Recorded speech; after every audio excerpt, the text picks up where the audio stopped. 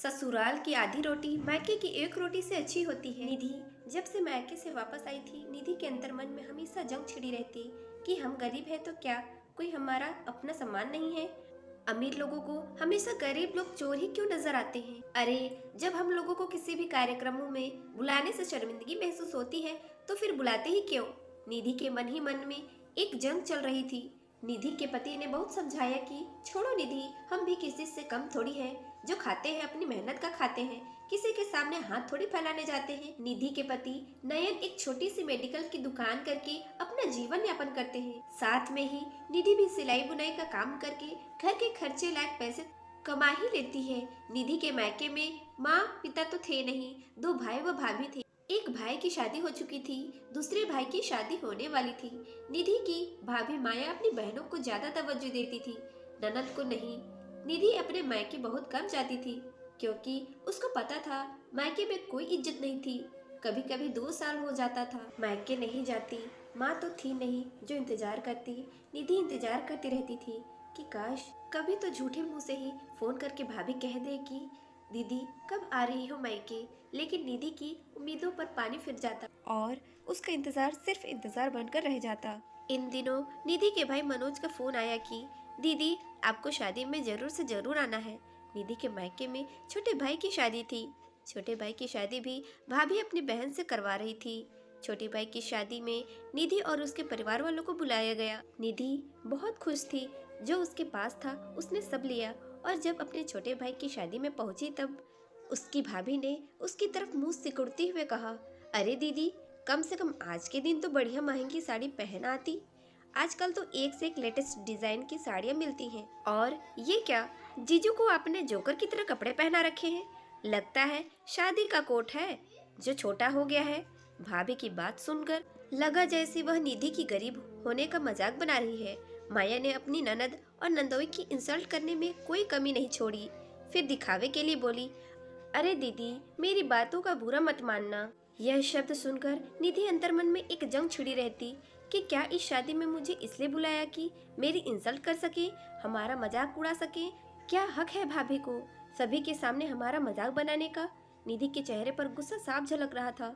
वह अपनी भाभी को जवाब देना चाहती थी, लेकिन पति ने उसका हाथ पकड़कर उसे इशारों में मना कर दिया। छोड़ो जाने दो। निधि अंदर ही अंदर गुस्से को पी गई और शादी में आए हुए रिश्तेदारों से मिलने लगी। आस पड़ोस के लोगों ने निधि से पूछा कि अरे निधि तुम्हारी शादी क्या हुई, तुम तो मायके का रास्ता ही भूल गई।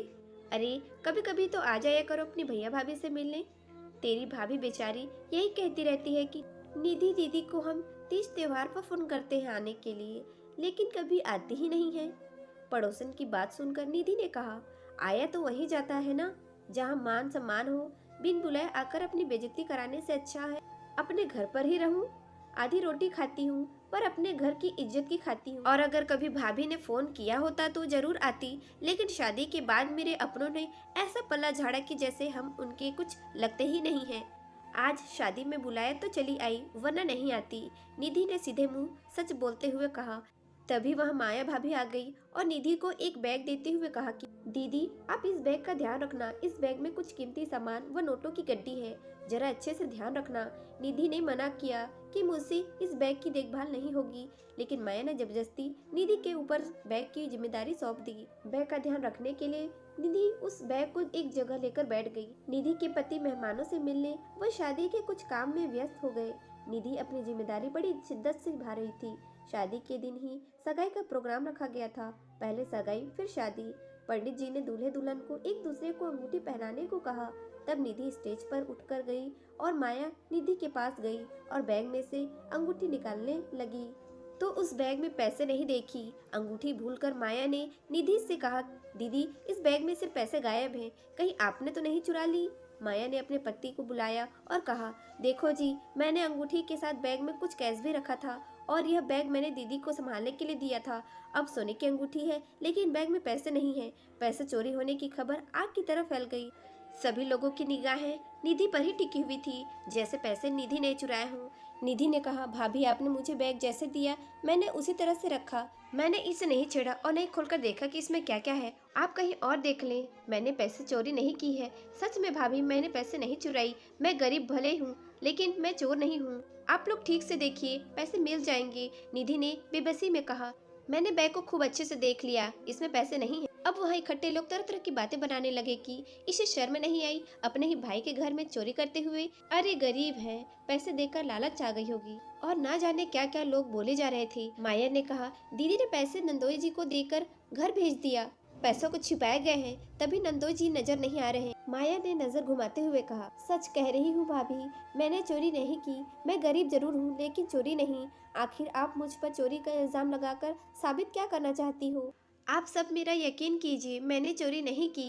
निधि चीख चीख कर कह रही थी, मैं चोर नहीं हूँ। निधि की आवाज सुनकर उसका पति आया, जो इस सब बातों से अनजान था। निधि का भाई अपने ही जीजा की तलाशी लेने लगा, लेकिन कुछ नहीं मिला। आखिर पैसे गए तो गए कहाँ? तभी माया की बहन, जो ब्यूटी पार्लर तैयार होने गई थी, वो पार्लर से लौटी और गार्डन में भीड़ इकट्ठा देखकर वहाँ आई। क्या हुआ है यहाँ? आखिर यहाँ इतनी भीड़ क्यों है? माया की बहन सोना ने सवाल किया। तब माया ने कहा, क्या बताऊं, मैंने अपनी ननद को बैग संभालने के लिए दिया। उसमें अंगूठी के साथ साथ पैसे भी थे। सोने की अंगूठी तो है, लेकिन पैसे देख ननद साहिबा का मन फिर गया। उन्होंने बैग में से पैसे चोरी कर लिया और झूठ बोल रही हैं कि चोरी नहीं की।